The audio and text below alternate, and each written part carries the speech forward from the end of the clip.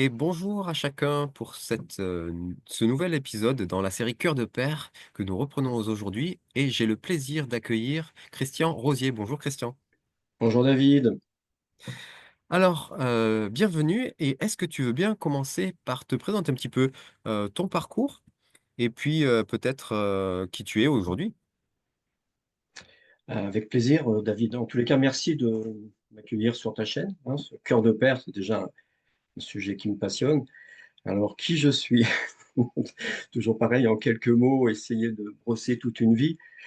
Qui je suis? Donc, je suis papa de 5 enfants, donc je suis marié depuis 30, plus de 35 ans avec une merveilleuse femme, j'allais dire une jeune femme. Donc, on a eu 5 enfants, 4 petits-enfants. Donc, voilà, on a été plongé tout de suite dans une grande famille. Donc, et on a beaucoup, beaucoup apprécié. On a beaucoup apprécié. Et puis, dans le prolongement de notre famille, j'en parlais tout à l'heure, on a démarré une école. Ça fait plus de 30 ans avec un couple d'amis très proches, Rémi et Emmanuel Bell. Donc, l'école a démarré il y a plus de 20 ans, mais en fait, ça fait presque 30 ans qu'on est un petit peu dans ce mouvement des écoles chrétiennes, quoi. Donc, ça fait partie de notre vie. Ça a été un prolongement qui nous a même conduit, puisqu'on part en Afrique tous les ans, on part en mission en Afrique, donc c'est une passion pour nous, tout ce qui tourne autour du couple, de la famille et de l'éducation. Voilà, en OK. quelques mots. Et je voudrais, en démarrant tout de suite, dire on n'est pas des experts. Je me rends compte, avec les années qui passent, je vais parler avec beaucoup d'humilité. Je me suis rendu compte qu'on a tous besoin d'être transformés. Et puis, voilà, on ne sait pas demain, même si on est au top partout, ça n'existe pas. J'y crois plus, en fait. On a Mmh. tous besoin de changer, de se réaligner. Et c'est ce que je fais avec ma meilleure moitié, Adèle. On fait ça souvent, on se réaligne et on fait ça aussi avec les amis, quoi. Bon, voilà, je vais pas me prendre la tête et je crois que toi, tu es pareil, je pense. Ça marche. Merci beaucoup Christian. Alors, les 2 prochaines questions sont désormais traditionnelles dans cette série.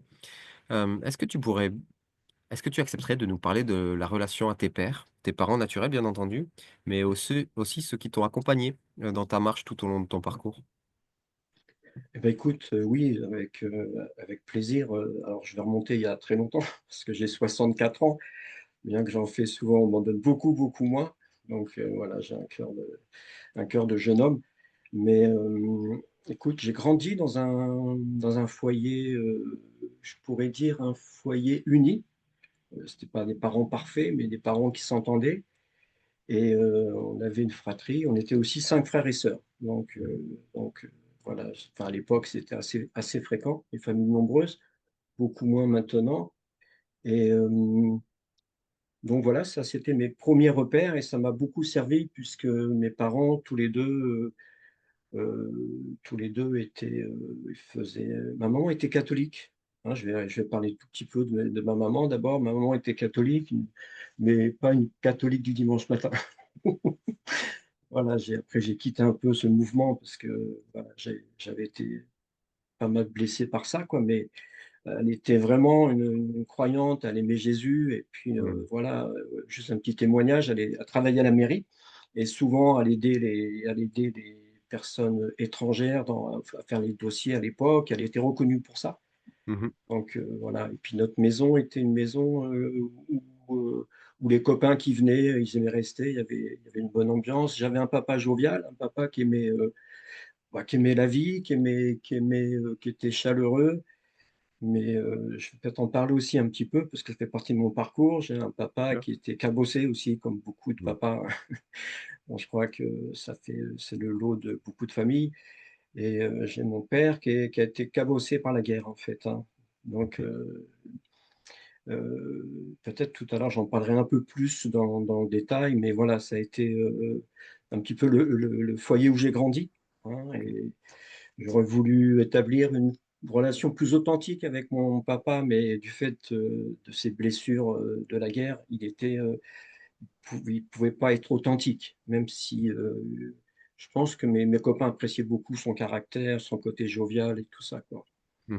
Donc, un petit peu, là, c'est pour la famille. Donc, on était une famille unie, même encore maintenant, avec mes frères et sœurs. Ils ne sont pas tous chrétiens, mais on a vraiment un esprit de famille et je pense que c'est un dépôt, hein. Je sais, ça, c'est pas quelque chose qui est venu comme ça, c'est un dépôt de ce que nos parents nous ont montré et souvent on reproduit, même des fois sans le savoir, sans le vouloir, on reproduit des choses comme ça et puis, voilà et du côté de ma femme, c'était pareil. On était Mmh. pas un couple qui était pas, un super couple, hein, mais pareil, ils avaient l'esprit de famille, quoi et le papa d'elle, pareil, cabossé par la guerre d'Algérie. Mmh. Donc mon père, c'était la guerre 39-45 et puis, le papa de ma femme, c'était, la guerre d'Algérie. Donc voilà, on Mmh. parle pas mal de guerre en ce moment, de bruit de guerre, mais la guerre, c'est vraiment, vraiment, vraiment une horreur, quoi. Ça Ouais. blesse des gens et besoin vraiment d'un miracle ou de rencontrer Jésus pour avancer, quoi. Mmh. Donc ça, c'est un petit peu le foyer dans lequel que j'ai grandi, hein. Mmh. D'ailleurs, je salue mes frères et sœurs si un jour ils croisent cette vidéo. Très bien. Voilà et puis, qu'est-ce que je pourrais te dire de plus? Et en dehors du cercle familial, est-ce qu'il y a eu des figures Alors, comme ça? bien sûr, en dehors du cercle familial. Alors, c'était quoi déjà la question? Excuse-moi. Mmh, c'est un petit peu ceux qui ont compté comme des pères? Des parents Ah naturels, OK, mais aussi ceux qui d'accord. t'ont accompagné, tout au long de ta démarche? D'accord, au masculin et féminin, comme des pères, Exactement. OK. Et ben, je vais démarrer par, après mes parents. Il y a ça remonte à des souvenirs d'il y a plus de 30 ans, plus de 40 ans, hein. Une dame qui s'appelait, madame Couturier, qui s'occupait d'un théâtre d'enfants dans le village où j'étais et c'était une mamie qui était vraiment passionnante. Elle aimait les enfants. Et puis quand j'ai vu ce qu'elle voulait faire pour les enfants, à travers ce théâtre et ben, je l'ai aidée pendant plusieurs années, quoi. Donc ça m'a peut-être, donné envie après de m'investir dans une école. Je crois que ça a été le l'appel a peut-être commencé là. En tout cas, c'est une femme qui m'a beaucoup, beaucoup porté et en tous les cas pour les échanges. J'avais vraiment soif, du fait que voilà, j'en parlais tout à l'heure, du fait qu'avec mon papa, j'arrivais pas à avoir, ce côté, authentique, ce côté de parler des choses de la vie et par contre avec cette dame, une grande dame, hein, qui s'est convertie sur la fin, on pouvait vraiment échanger de tout, de la vie et ça m'a fait beaucoup de bien. Mmh. Donc voilà et après dans mon parcours, de jeune chrétien, jeune converti avec mon épouse, il y a un couple qui nous a marqués. C'est, je ne sais pas si tu les connais, Élie et Denise Yapoudjan.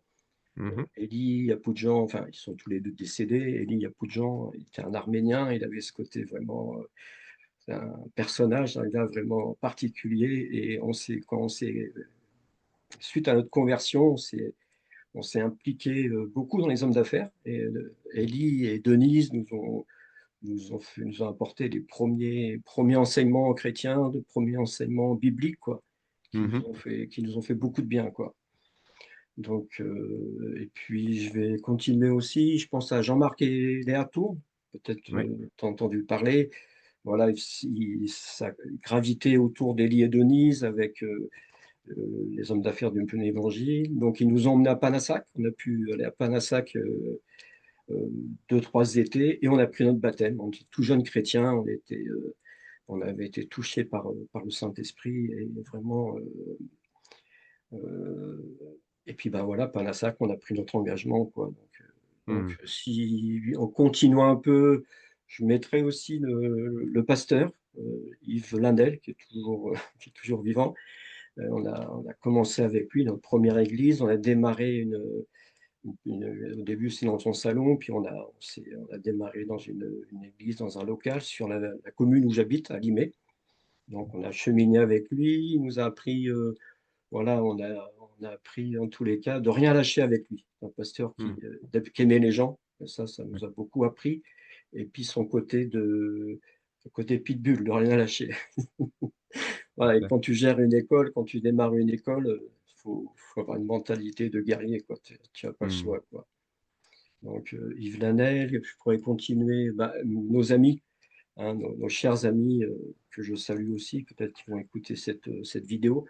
Rémi et Emmanuel Bell, hein, ça fait 30 ans qu'on chemine ensemble, hein. C'est une Ouais. amitié, nos familles sont intimement liés. On se connaît on se connaît bien, on connaît nos défauts, on est authentique, on est entouré de gens authentiques et donc ça fait partie aussi de mes repères, hein, de nos pères, hein.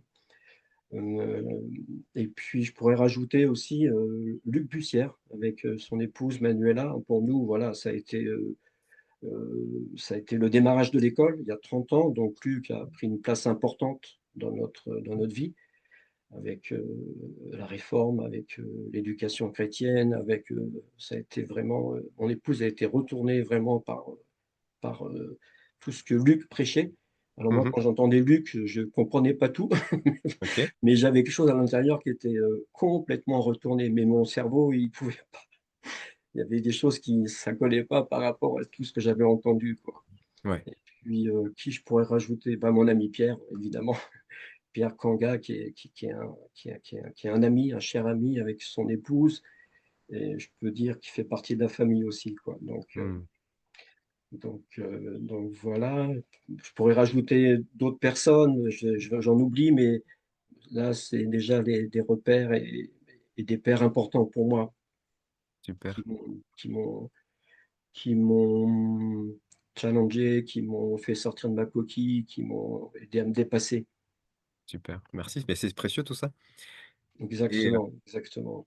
dans nos vies, il y a parfois des gens, qui peuvent passer inaperçus et pourtant un jour, il va y avoir un regard, il va y avoir une phrase ou un geste et ça va participer à ce que nous devenions qui nous sommes aujourd'hui. Et puis, est-ce que tu aurais quelqu'un comme ça qui te vient en tête à nous présenter? Quelqu'un que tu voudrais honorer et qui, ça se trouve, ne sait même pas qu'il a eu autant d'impact dans ta vie?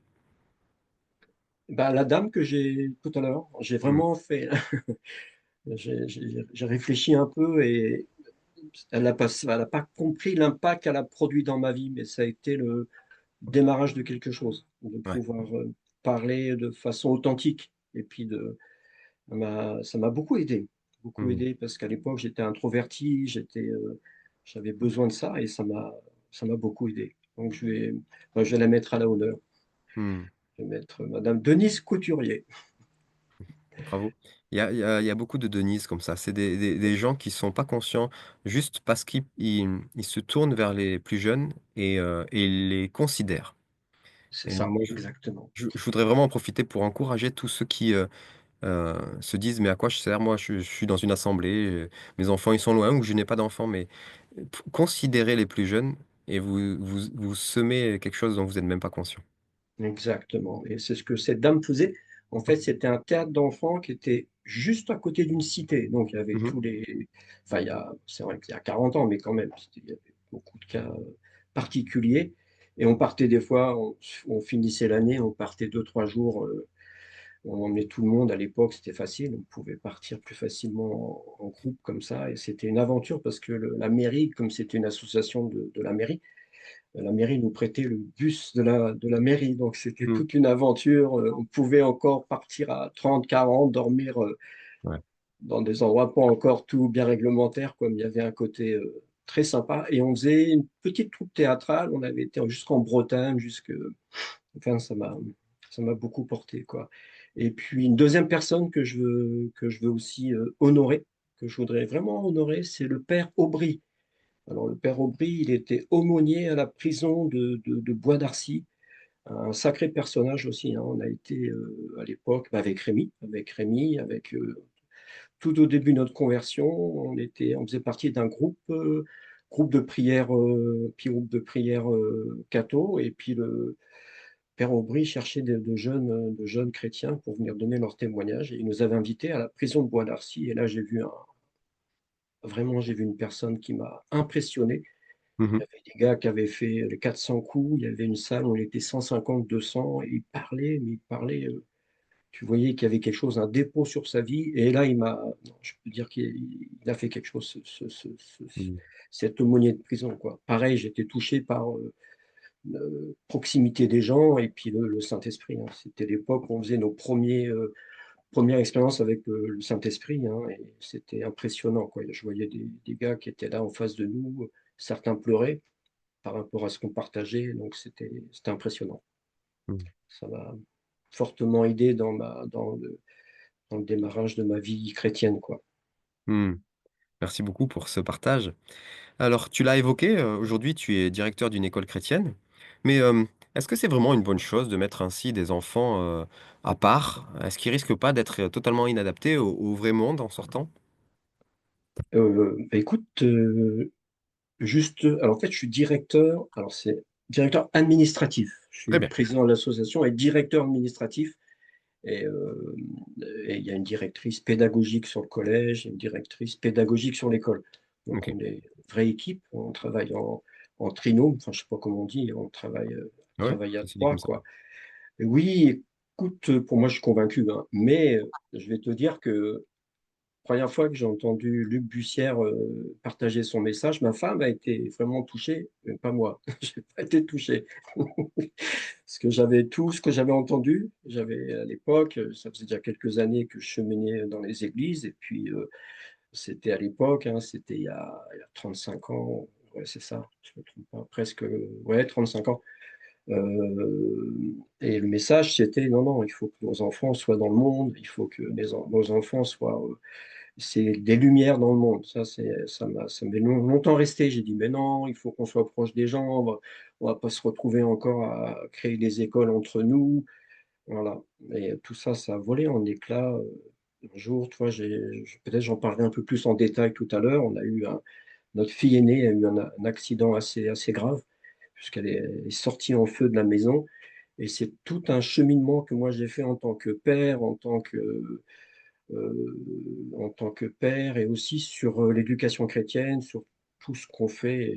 Aujourd'hui, je suis un fervent défenseur des écoles chrétiennes, qui ne sont Mmh. pas du tout un cocon. Je croyais que c'était un cocon à l'époque. Pas du tout, puisque c'est une école qui est ouverte sur la ville, sur la cité. Donc, ce sont des enfants qui viennent aussi de différentes familles. Et puis, on accueille aussi des familles qui cherchent des valeurs chrétiennes, qui ne sont pas forcément chrétiens, ou qui sont en chemin. Et Oui, voilà, c'est pas du tout un cocon, quoi. Je suis un fervent supporter et pleinement engagé par rapport aux écoles chrétiennes, quoi. ça marche et merci pour ça. Hem, tu, d'ailleurs, j'en profite pour dire que tu as écrit un livre, qui raconte un petit peu ça, heu et puis que je mettrai en dessous de cette vidéo un lien pour Merci. pouvoir le retrouver, parce qu'il y a des leçons de vie que tu racontes à l'intérieur de ce livre et je sais que je sais que c'est pour toi, c'est important, la paternité. Tu as même organisé plusieurs fois des week-ends père-fils, cet été d'ailleurs, si je ne me trompe pas, vous allez vivre le 10e camp, heu Exactement. et puis, la 10e rencontre à ce sujet. Qu'est-ce qui t'a donné envie de te lancer dans cette aventure? Oui, oui, c'est l'aventure passionnante, hein, ça fait le 10e qu'on va faire là. Et bah, c'était le prolongement de ce qu'on a vécu par rapport à l'école. Et juste un petit témoignage par rapport à l'école. En fait, nos épouses étaient pleinement convaincues, aussi bien mon épouse, alors à l'époque c'était avec les belles, mais il y avait aussi une autre couple que je me souviens plus. En tous les cas, les mamans, les femmes étaient pleinement convaincues. Et puis les papas, les maris, on regardait ça un petit peu de loin, quoi. On était concernés parce que c'était nos enfants, mais on n'était pas pleinement engagés. Et puis, au fur et à mesure, ça a duré quelques années à travailler sur ce projet. En tous les cas, on se retrouvait régulièrement.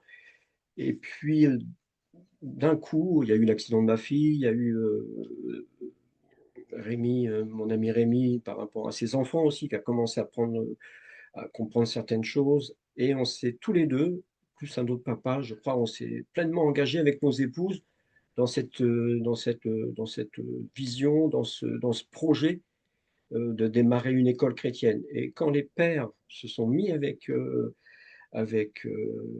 les épouses, ça a décollé. En fait, c'est comme si qu'on apportait quelque chose, mais pas qu'apporter OK, cette fois-ci, on va le faire. C'est pas juste un Mmh. projet, un beau projet, on va vous laisser dans votre coin. Non, non, on prend notre part et on est avec vous.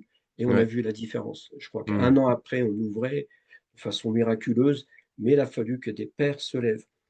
Ouais, Donc ça a été la première chose, hein, qui nous a impacté. On a saisi quelque chose et puis, à f dans notre cheminement de l'éducation chrétienne, de l'école chrétienne, il y a plein de passages qui m'ont fortement, fortement interpellé et peut-être j'en parlerai tout à l'heure plus en détail par rapport à l'accident de ma fille qui a été un tournant à une vraie conversion, une deuxième, ouais. hein, je crois qu'on fait plusieurs conversions en tous les cas. Il y a quelque chose qui s'est passé dans ma vie suite à l'accident de ma fille, suite, suite à tout ce qu'on vivait avec l'école, l'éducation chrétienne. Puis il y a des passages, tu sais, ils ont commencé à travailler mon cœur. Le psaume 78, le Deutéronome 6,6, le psaume 78, je pourrais peut-être le redire juste que je vous ordonne, Père, je crois de mémoire, ce que nous avons entendu, ce que nous savons, ce que nos pères nous ont raconté, nous ne le cacherons point à la génération suivante.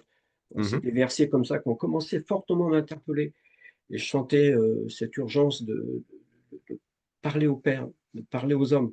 Et puis avec l'école, tu sais, quand tu accueilles un enfant, tu accueilles pas seulement l'enfant, tu accueilles toute la famille, hein. C'est un vrai Mmh. travail pastoral. On s'est rendu compte qu'on Mmh. faisait un travail pastoral Ouais. et on s'est rendu compte que quand des enfants étaient cabossés, des fois, il y avait un problème lié à l'enfant, mais des fois, c'était des choses qui impactaient la famille. Et si tu voulais aller plus loin, il fallait toucher les parents, il fallait toucher le papa, la maman. Donc ça nous a aussi interpellés, ça m'a interpellé. Donc j'ai mûri avec ça, j'ai grandi. Et puis on a lancé le filet, on s'est dit, il faut qu'on fasse quelque chose pour les pères, il faut qu'on fasse quelque Mmh. chose pour les hommes. Il y a Ouais. vraiment une urgence, il y a vraiment comme tu sais, comme une urgence, quoi. Une urgence. Et c'est parti de là, quoi, en fait, hein, dans le prolongement de l'école, dans le prolongement de ce qu'on a vécu aussi dans nos familles, hein. Tout ça, c'est lié, en fait, hein. C'est un package. Et on a lancé, c'est vrai que c'est plus moi qui porte la vision, mais les copains m'ont rejoint et on s'est retrouvés avec une compagnie d'hommes et j'apprécie beaucoup. C'est Mmh. tellement, tellement, tellement, tellement appréciable. Et Ouais. donc on a lancé le filet, c'est notre 10e qu'on fait, quoi. J'imagine que vous avez vécu des, heu, des expériences, fortes, entre père-fils où vous avez vu des pères et des fils vivre des choses, percutantes? Tout à fait, ouais, tout à fait. Alors, au fur et à mesure, on a rajouté des choses. Maintenant, c'est tout un week-end et c'est pas que des enseignements, c'est aussi des moments de jeu. C'est vraiment important, des moments de prière et puis à chaque fois durant ce week-end, il y a un spécial papa avec son fils Mmh. pour juste tous les 2 pour parler et je peux te dire que c'est tu voyais des situations où il y en avait qui regardaient la montre. Ouais, Tu vois? C'était un challenge, quoi, mais mais mais il se passait quelque chose durant ces week-ends. Tu voyais des visages qui étaient changés, des visages, transformés, des mamans qui disaient: «Mais qu'est-ce qui s'est passé? Mon mari, il est transformé». mmh, Donc bien sûr, c'est le début de quelque chose, quoi et ouais, c'est tout ça qu'on a vu, quoi. C'est pour ça on est enthousiaste pour notre 10e parce qu'on sait qu'il y a un dépôt qui est là, qui ouais, reste et qui va c'est pas juste un week-end, c'est un tu prends quelque chose, tu le ramènes dans ta maison, tu vois? mmh. Donc c'est vraiment ça, quoi. Et est-ce que tu crois que c'est facile d'être un père aujourd'hui? Et écoute, honnêtement, Mmh mh. c'est un défi. Mmh. Je voudrais vraiment dire, c'est un défi et il y a pas de père qui est au-dessus des autres. Il y a pas de père il y a pas de pères qui sont, comment dirais-je, au top partout, quoi. Ouais. On a tous besoin d'apprendre. Dans mon parcours, tu sais, des fois on disait: «Oh», pendant notre famille: «Oh, c'est une famille modèle, la famille Rosier, c'est un exemple» et tout ça. Mais j'en suis revenu, même nous, il y a des choses qu'il faut qu'on je dis ça avec beaucoup d'humilité, on est toujours en train d'apprendre. Ouais. Je toujours, toujours en train d'apprendre et hem et Et on se rend compte ça va vite de faire des erreurs déjà dans notre couple, et puis avec nos enfants. Être père aujourd'hui, c'est un défi. Et puis tu as toute la société, tout ce qu'on entend, les messages, les soi-disant héros qu'on voit dans les films, c'est complètement à l'ouest, quoi. Hmm. Et tu sais, il y a un film qui m'a percuté, qui m'a vraiment. On l'avait montré, je crois que c'était notre quatrième ou cinquième week-end père-fils, c'est le film Courageous. Enfin, je sais pas si tu as entendu parler. Voilà, un film où c'est l'histoire d'un papa pompier ou policier qui perd un de ses enfants. Et puis il y a toute une démarche, il y a tout un réseau de pères qui se lèvent et puis qui décident de se positionner, courageux en français, le film. Enfin, ceux qui écoutent la vidéo, si vous ne l'avez pas vu, je vous conseille vraiment, c'est il est impressionnant. Et Mhm. tu vois ce père, le héros du film, qui, à un moment, sur la fin du film, qui se lève et qui interpelle les pères. Mhm. Où sont les pères courageux? Où sont les pères qui se lèvent pour, pour prendre soin qui vont protéger leur famille, qui vont protéger leurs enfants? C'est pas le pasteur qui va, tu vois, on attend tellement du pasteur pour ceux qui sont dans une église ou des ministères, mais non, il faut arrêter. En tant que Mhm. papa, on a vraiment, vraiment, et je voudrais vraiment parler à chaque père cet après-midi, enfin, au moment de la vidéo, bien sûr, je ne sais pas à quel moment vous allez regarder ce sera peut-être la nuit ou peu importe, mais on a tellement besoin que les pères se lèvent. Et c'est un défi, c'est un défi. Mhm. Et c'est pour ça à notre week-end père-fils, on met vraiment les gens à l'aise. On n'est pas là, il n'y a pas de super père. On est Mhm. tous à apprendre. On se tient ensemble, on s'encourage comme sur un terrain de foot. On est là pour, waouh, tu vas y arriver. Regarde, moi j'ai vécu ça, je m'en suis sorti. Pire des choses, c'est de croire qu'on est un mauvais père parce qu'on a vécu une situation. Il y a tellement de gens cabossés, blessés parce qu'on a été blessés par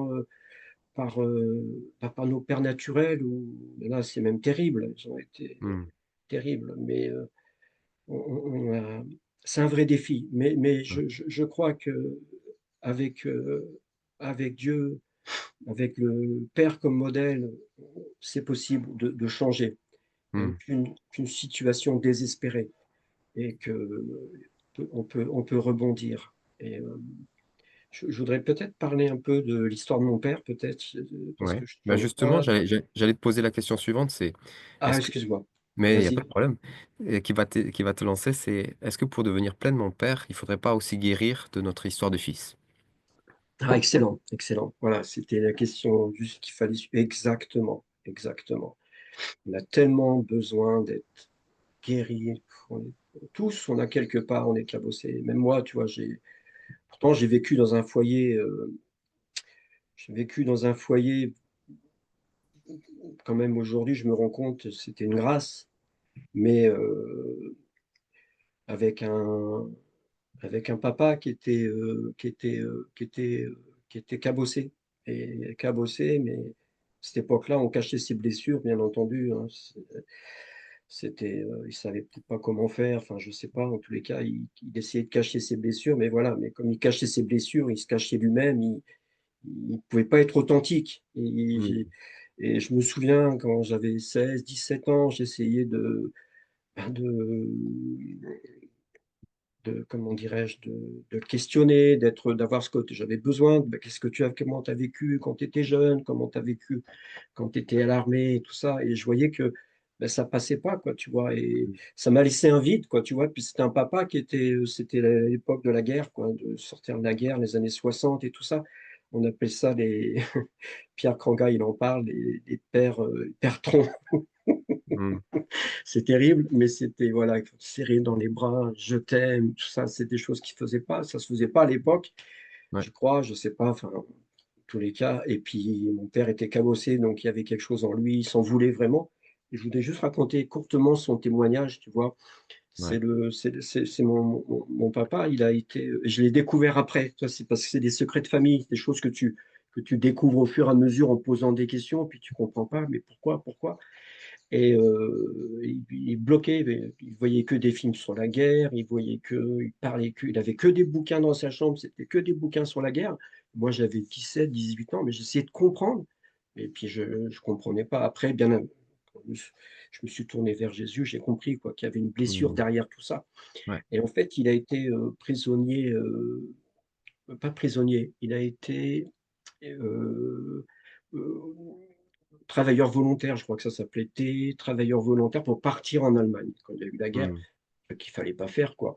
Une Mmh. erreur de jeunesse, il est parti en Allemagne pour travailler, il s'est pas rendu compte, enfin, il nous a jamais dit quoi.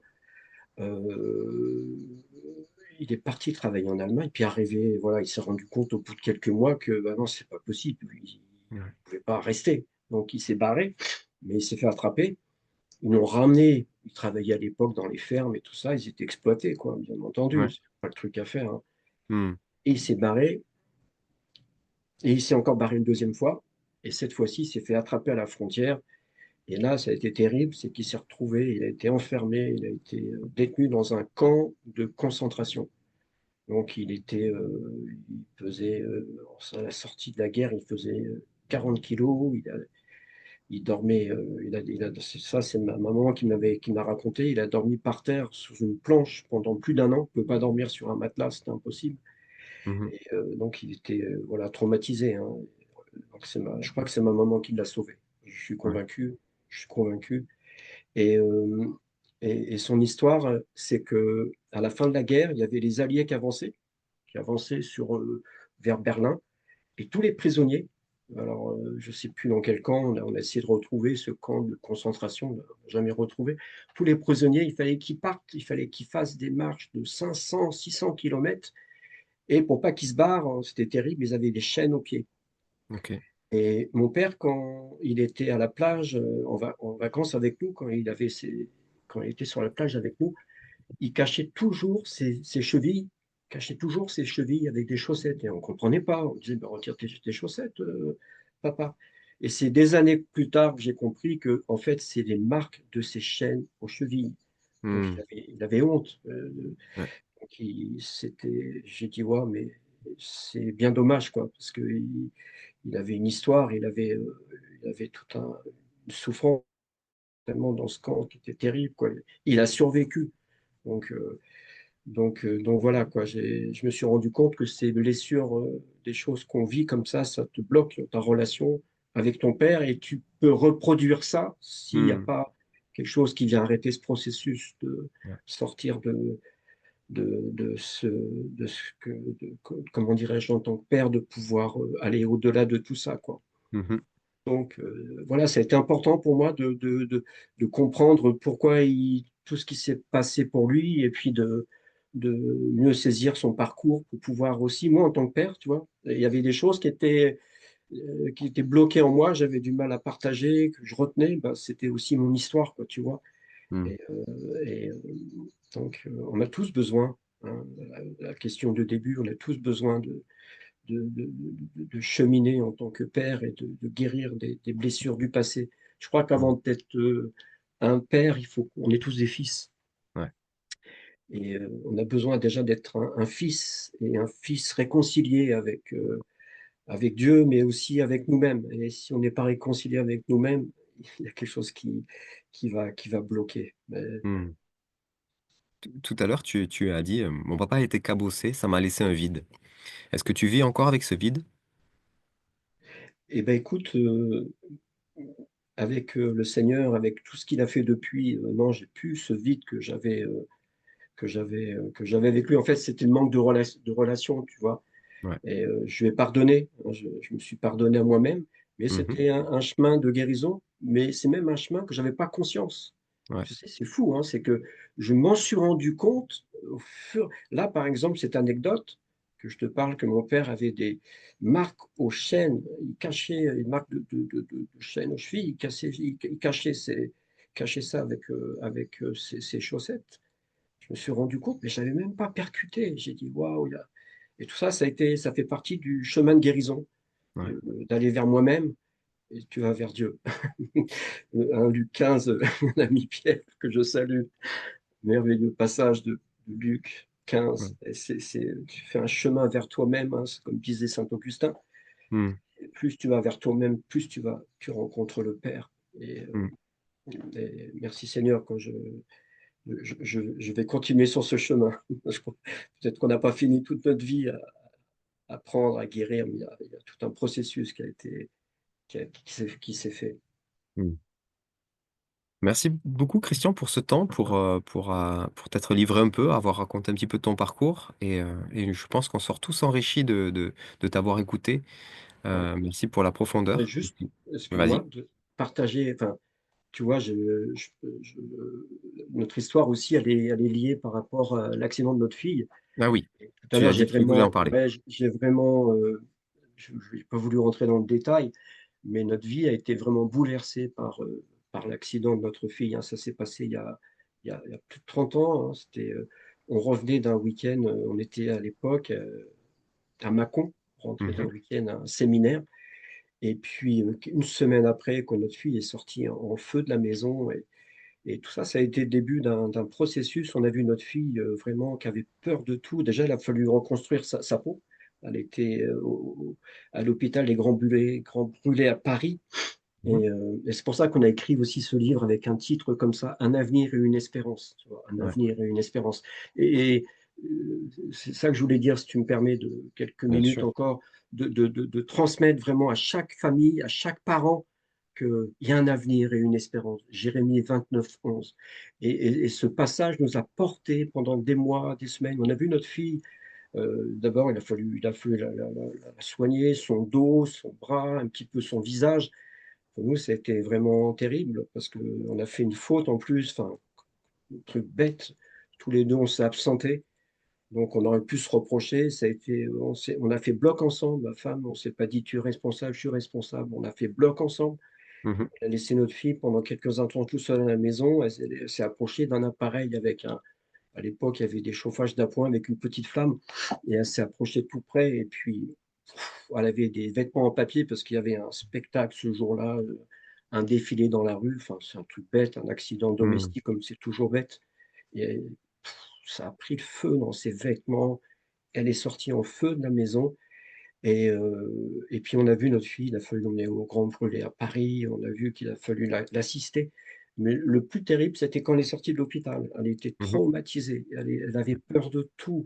Elle qui dessinait de belles choses, elle dessinait des cimetières, elle avait peur de manger, elle avait peur de.